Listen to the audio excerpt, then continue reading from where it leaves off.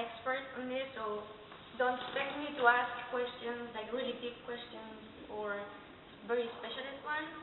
But I also wanted to say that I'm trying to do my best and learn from professional people like you, and I hope to become like as great as you are someday.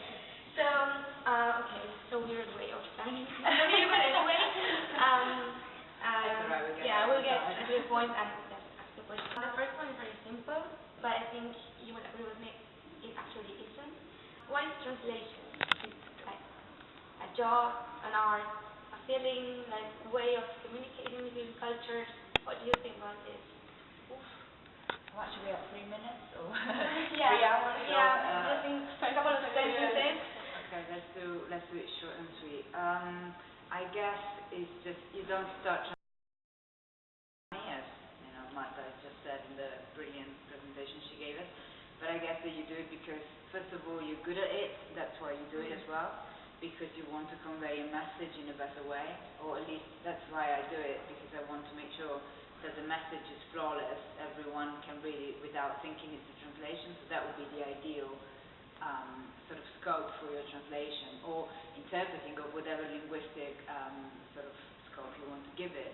So I guess, yeah, you have to do it for yourself, but also for communication in general.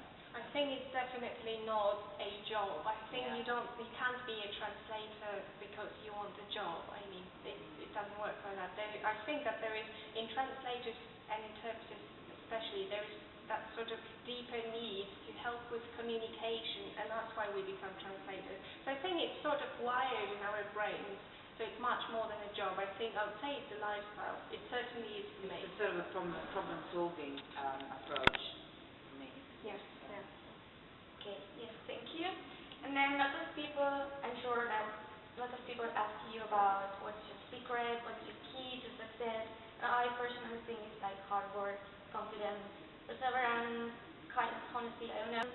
Well, I'm going to keep it shorter. And then there was another question that, like, to stand out, you have to be special. Like, I don't know, to have charisma and to transmit people what you do. So, yes, you just talked about that before. So just a couple of sentences. I mean, I think you'll actually see it a bit more when I'm talking of the personal branding. I mean, you don't really have to have a brand to a certain extent. It doesn't have to be a logo like Coca-Cola. I mean, it's you that's your brand. So it's like you convey your personal branding as yourself. So it doesn't have to be a logo. It can be just your name or just even your picture. So I guess what I think about the whole thing of being charismatic and being out there, I mean, you can if you are, but you're not necessarily out there because you want to. So if you're shy, or maybe you're more inclined in doing something different and not standing out among everyone, you can simply just focus on what you want to achieve. So I guess that would be what I would suggest to do. So not being out there if you're not. So again, it's always best to be a very driven person than being a mediocre one. So being a good translator is better than being trying too hard to be what you're not. I think one of the things that people often, the mistake they often make in business is that they are trying to be someone they're not, and that fails because clients can see that there's something false about it. So I'd say that just being yourself and enjoying who you are with all your personality, with the brand that you want to shape, and working really, really hard, as you said. There are no shortcuts, there are no secret answers. We really need to work as hard as we can, and that's. I guess there's no right or wrong. There's no best among worst. You just have to be the best version of yourself, and because you always remember for your last job, so you're always as good as the last job only. It is. I'm sure. And well, I wanted you to ask you, this is for Valeria. So you offer lots of services and in many languages, and how do you manage to offer the best quality in all of them? It's not like you're concentrating, okay, I'm doing my best in this. Okay. It's like you're an interpreter translator, and you speak Italian, Spanish, English. So how do Well, you? I think it's a combination of course I don't offer many specialities, so I only work in maybe 2 or 3 fields, so I know that I can provide that quality all the time. But that doesn't mean you can't have a variety of services, so I can do marketing translation in interpreting or voiceover or transcreation. So it's always going to be the same topic or the same sort of field, but in different ways. So I can do a voiceover about an advertising material, or I can be interpreting a fashion event or a cinema-related event. So that's still in the scope of my field without jeopardizing the variety of what you do. So you don't have to be the jack of all trades, if you know what I mean. So you can, but you have to be extremely good at everything you do.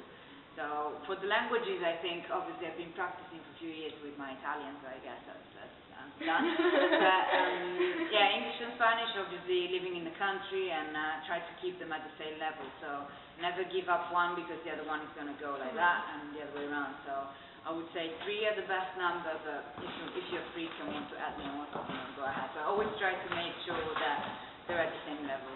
That's how you can do it. Not that I manage to do it all the time, but... Okay, and now for Marta, like it's incredible how much you've done in such a short time, and your resume is amazing. And like, how do you do everything you do? You both don't have like superpowers, so I need 24 hours a day.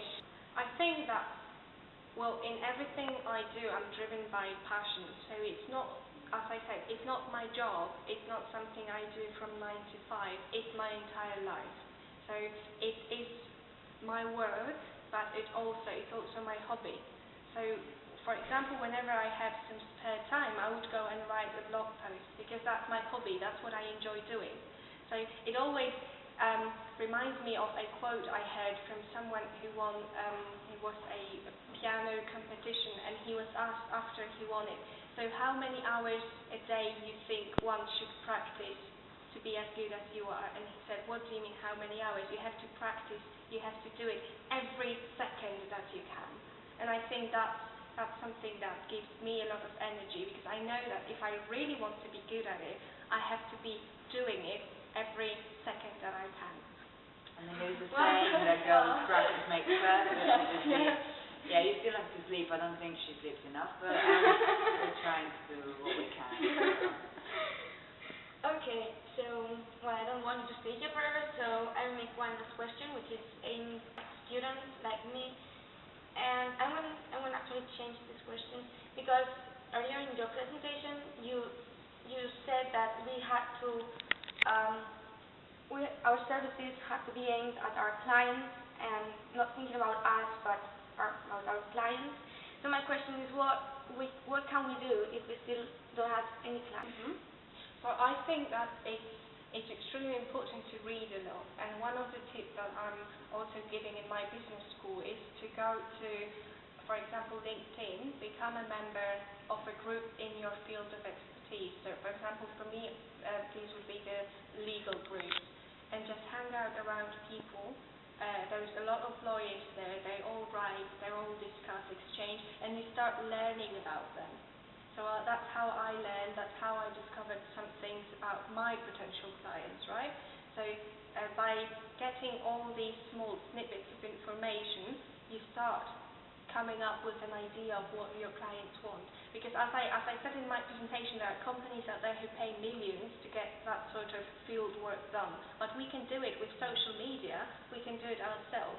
And LinkedIn is great for it. Just go join groups, listen to people, or even ask questions. I mean, there is nothing wrong in saying, hey, I'm a Polish-English translator, and I was wondering what is your biggest pain when you work with translators, or what is the biggest mistake that you came across in your translation. So that's missing. Yeah, what do missing? you think you need to give clients? So if the client could get to tell you what they want, job done. There will be job done. So you will know exactly what you need to target. So if you find out that they actually were not happy, ask why.